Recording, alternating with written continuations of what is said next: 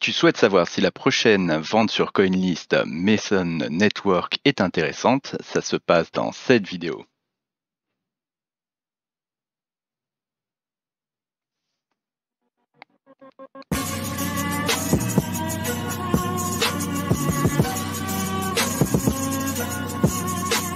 Bonjour à tous, bienvenue sur GoNoGo Crypto, la chaîne crypto où on se pose la question de rentrer ou pas dans les projets.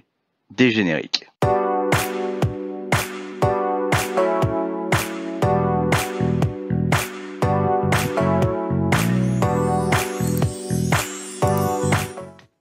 Aujourd'hui, je vous parle donc de Mason Network. Donc Mason Network qui est un projet qui s'inscrit dans la narrative d'Epine. Le d'Epine, ce que c'est le fait de mettre à disposition de l'infrastructure, donc matériel, etc., à différents projets. Donc là, en l'occurrence, ça donne la capacité d'avoir du stockage, des capacités machines pour pouvoir faire notamment du streaming, faire travailler des IA, etc. Mason Network, qui est quand même un gros projet avec derrière eux une team et des founders qui sont reconnus dans l'écosystème, donc avec notamment des personnes qui sont sur Mask et sur Airware, donc de grosses cryptos qui sont déjà, on va dire, très bien capitalisées et très reconnues dans l'écosystème. Au niveau des backers, on va avoir des backers classiques sur des projets d'infrastructure, notamment HK, qui est donc un gros VC de tiers 1. Au niveau de tout ce qui est notoriété, on a donc un Telegram qui est déjà assez impressionnant, plus de 50 000 membres, un Discord qui est à 46 000 membres, un Twitter qui, lui, est déjà à plus de 250 000 membres.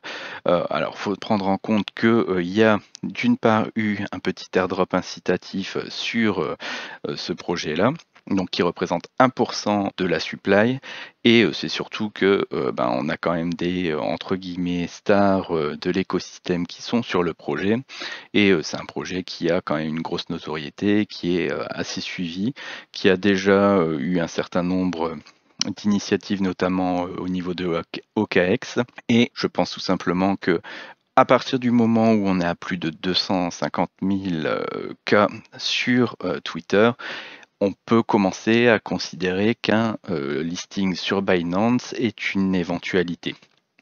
D'autant plus qu'on a... je considère que là, on rentre dans un cadre où un listing Binance peut être envisageable. Au niveau de la vente en tant que telle, là, vous avez l'occasion de rentrer en ICO à un prix de token à 1,75, sachant que la supply totale est de 100 millions, ça fait une évaluation du projet à 175 millions. 175 millions n'est pas une petite évaluation, mais est une évaluation qui reste entre guillemets raisonnable pour ce type de projet d'infrastructures qui sont lourdement backés et avec des personnes dans l'écosystème qui sont assez reconnues. Malgré tout, j'aurais souhaité, moi, que l'évaluation soit un tout petit peu plus basse, parce que forcément, plus l'évaluation est haute, plus le multiple que vous pouvez faire est atténué. Mais bon, on va faire avec. Sur le type d'allocation que vous pouvez avoir, CoinList a fait un choix très simple, c'est-à-dire que là, vous avez 16,66% de votre vesting le jour de la TGE, puis ensuite, vous avez ce même nombre de tokens pendant 6 mois. Cela veut dire que pour être capable de vous rembourser le jour du listing, avec vos 16,66% de tokens, il faudrait que le token se liste aux alentours de 11 $, un tout petit peu en dessous de 11 $. Ça voudrait dire, vu qu'on est sur une supply qui est à peu près de 10 millions à la base, une initiale MC qui serait aux alentours de 100 millions. Cette initiale MC aux alentours de 100 millions, c'est ce qu'on fait concrètement sur les gros projets qui sont listés sur Binance. Donc quand je vous disais que la Binance est quand même important sur ce projet-là, si on est sur un listing Binance, ça va entre guillemets passer crème et on aura capacité de se rembourser tout de suite. Si le listing ne se fait pas sur Binance, mais se fait sur un exchange un petit peu moins connu, ça pourrait être un tout petit peu plus compliqué. Au niveau de la supply, donc vous voyez qu'on a une schedule qui se délivre progressivement dans le temps.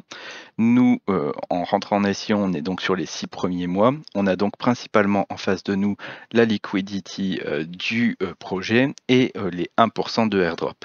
Ces 1% de airdrop vont être, on va dire, assez peu impactants. Ce qui va pouvoir impacter le prix, ça sera l'état psychologique des personnes qui sont en ICO sur CoinList. Je m'explique tout simplement.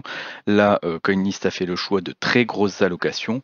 Vous pouvez en fait avoir une allocation qui va jusqu'à 3000 $, voire éventuellement avoir une vente additionnelle où vous pourrez rajouter jusqu'à 6000 $.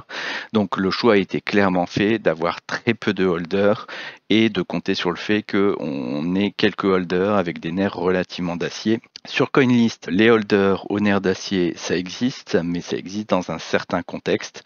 Par exemple, fin d'année dernière ou début de cette année, on était sur une phase relativement de confiance avec justement une montée qui permettait aux gens d'être suffisamment confiants pour garder leur token assez pour qu'il y ait une valorisation qui se fasse et qui soit correcte. Malheureusement, lors des tendances baissières, les personnes qui rentrent sur ICO CoinList ont plutôt tendance à avoir les nerfs un petit peu moins d'acier et c'est là qu'on peut avoir des entre guillemets mini catastrophes. C'est pour ça que j'aurais souhaité éventuellement qu'il y ait une valorisation qui soit un petit peu moins haute parce que je vous avoue que à 175 millions, si les nerfs des holders CoinList lâchent, ça peut être un tout petit peu compliqué.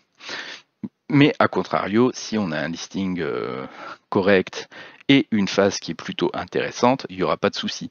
C'est juste que là, je me positionne à l'heure actuelle, début février, avec un post ETF Bitcoin où là, on est un petit peu, on va dire, bloqué. Tendance un tout petit peu baissière qui pourrait éventuellement durer jusqu'après le halving pour commencer à un petit peu, on va dire, se réanimer après les vacances ou pendant les vacances ou sur la fin d'année. Enfin, toujours est-il qu'on peut passer comme c'est une période un petit peu froide jusqu'à ce halving qui pourrait faire que les performances soient pas incroyables. Dans tous les cas, je pense que cette vente-là n'est pas forcément inintéressante, mais je tiens à vous préciser quand même les prix des seeds et des différentes rounds qu'il y a pu y avoir. Donc au niveau des différentes rounds, on a donc une seed qui est donc payée il y a de ça 2 ou 3 ans, et par contre qui a un prix de token qui est 5 fois moins élevé que ce que nous avons nous. Ensuite, il y a eu une partie private où eux ont payé leur token 2 fois moins cher que nous. Et ensuite, il y a nous, avec une évaluation donc à 175 millions.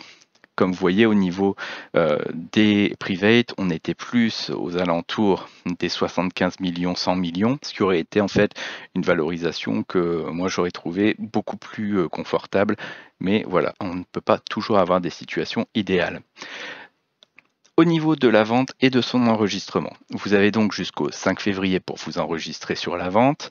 Sachez que vous devez avoir les fonds sur la plateforme. Donc ça veut dire que si vous souhaitez mettre le minimum, c'est-à-dire 50 USDT ou USDC, il faut que le 5 février, ces USDT ou USDC soient sur CoinList. Même chose si vous souhaitez mettre 3000 $. Par contre, si vous souhaitez rajouter une allocation supplémentaire, sachez que pour pouvoir de toute façon accéder à cette allocation supplémentaire, ça veut dire que vous devez déjà mettre 3000 $ de base.